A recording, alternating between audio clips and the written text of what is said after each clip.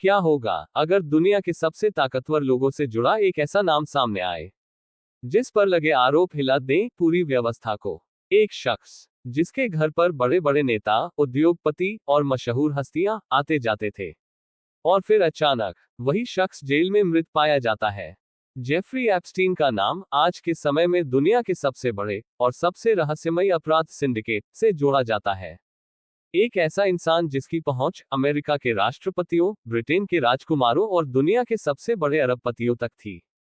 एक ऐसा नाम जिसने न्यूयॉर्क की गगनचुंबी इमारतों से लेकर कैरेबियन के सुनसान द्वीपों तक अपना एक काला साम्राज्य खड़ा किया था। जी हाँ, हम बात कर रहे हैं जेफरी एप्स्टीन की। कौन था जेफरी एप्स्टीन? कैसे एक साधारण टीचर देखते ही देखते अरबपति बन गया? और उसके उस प्राइवेट आइलैंड पर ऐसा क्या होता था जिसके डर से आज भी दुनिया के सबसे ताकतवर लोग कांपते हैं? आज की वीडियो में हम तथ्यों के आधार पर इस पूरे केस की परतों को खोलेंगे।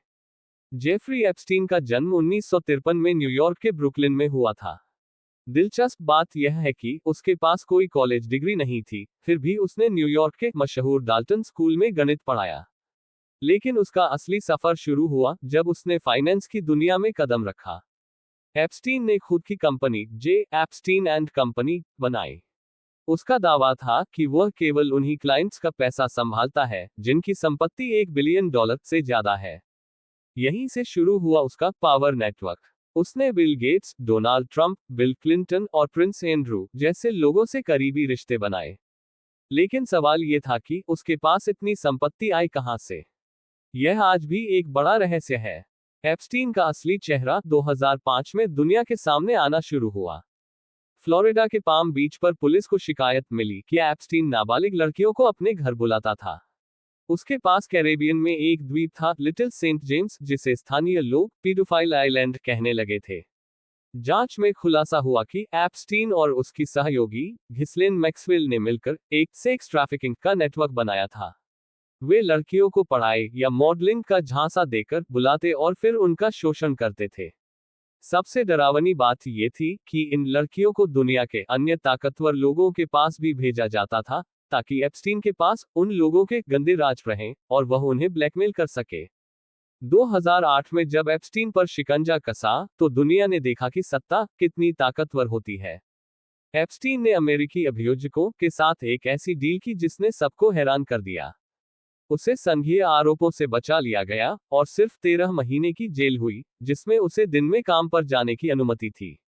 इसे इतिहास की सबसे उदार डील कहा जाता है। लेकिन न्याय ज्यादा दिन तक नहीं छिपा रहा। 2019 में न्यूयॉर्क पुलिस ने उसे फिर से गिरफ्तार किया और इस बार सबूत इतने पुख्ता थे कि उसका बचना नामुमकिन था।